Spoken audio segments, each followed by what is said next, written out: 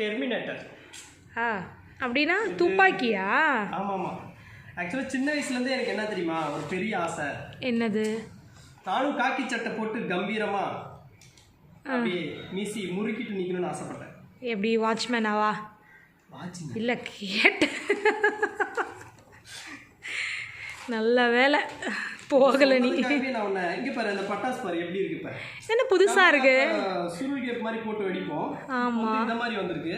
இந்த கன்ல லோட் பண்ணி கன்னே வித்தியாசமா இருக்கு. இந்த ரியல் கன் மாதிரியே இருக்குல்ல. இப்படி இது கன்ல லோட் பண்ணிட்டு அப்படியே சுத்தலாம். சுத்திட்டு உன்ன மாதிரி எதிரிகள் இருக்காங்கல்ல அவங்கள சுத்தலாம்.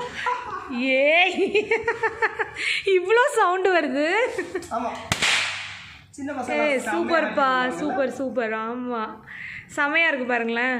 இது ஆக்சுவலி நிறைய வருது. இதோட அந்த வெடிக்கிற அந்த சுருள் பட்டாசு பார்த்தீங்கன்னா இந்த மாதிரி ஃபுல் பேக்கிங்கில் கொடுக்குறாங்க. அதுக்கு கன்னு ஃப்ரீயாக தராங்க. ஓ கன்னு ஃப்ரீயா?